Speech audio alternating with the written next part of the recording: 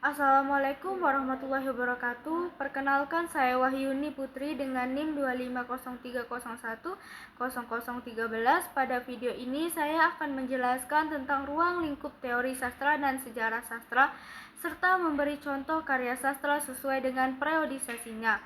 Pembahasan ini penting karena sastra tidak hanya sekedar karya imajinatif, tetapi juga mencerminkan pemikiran, nilai, serta kondisi sosial masyarakat pada suatu masa. Oleh karena itu, mari kita bahas materi ini secara sistematis dan menyeluruh. Bagian pertama itu ada ruang lingkup teori sastra. Teori sastra merupakan seperangkat konsep dan pendekatan yang digunakan untuk memahami, menafsirkan, dan menganalisis karya sastra secara ilmiah.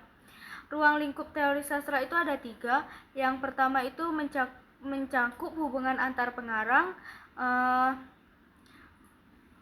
karya sastra itu sendiri, dan pembaca.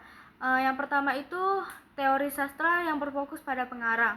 Pendekatan ini memandang karya sastra sebagai ekspresi dari kehidupan pengarang, latar belakang sosial, budaya, pengalaman pribadi, hingga kondisi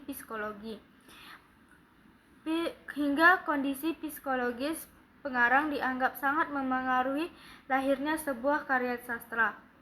Contoh teorinya itu ada 2, teori biografis dan psikologis sastra. Contoh karyanya itu ada Laskar Pelangi, karya Andrea Hirata yang terinspirasi dari pengalaman hidup penulisnya di Belitung. Yang kedua itu ada teori sastra berfokus pada karya.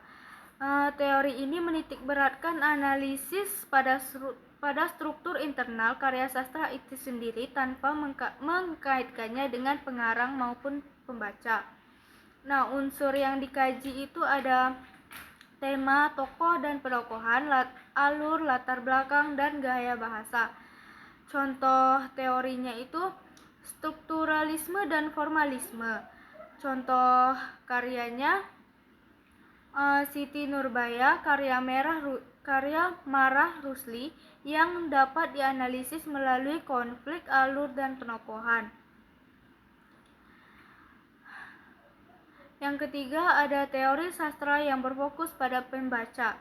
Pendekatan ini menempatkan pembaca sebagai pihak yang aktif dalam memberi makna terhadap karya sastra. Makna sebuah karya dapat berbeda-beda tergantung latar belakang pembacanya. Contoh teorinya itu ada resepsi sastra, Reander response teori, dan contoh karyanya itu ada puisi-puisi modern dan kontemporer bersifat terbuka terhadap berbagai penafsiran. Baik, saya akan membahas bagian yang kedua, sejarah sastra dan periodisasinya. Sejarah sastra adalah kajian tentang perkembangan karya sastra dari masa ke masa yang dipengaruhi oleh kondisi sosial, budaya, politik, dan ideologi pada zamannya. Yang pertama itu ada sastra lama. Sastra lama berkembang sebelum abad ke-20 dan disampaikan secara lisan maupun tulisan. Karya sastra pada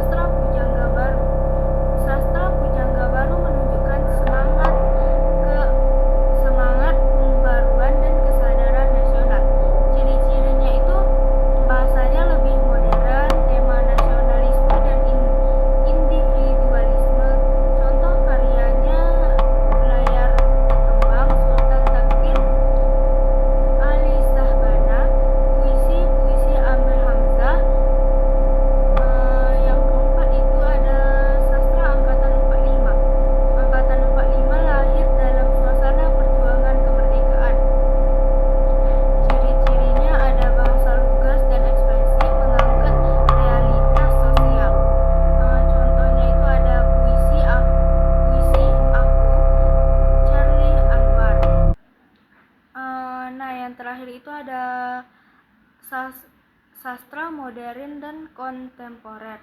Sastra modern dan kontemporer lebih bebas dalam bentuk tema dan gaya penulisannya.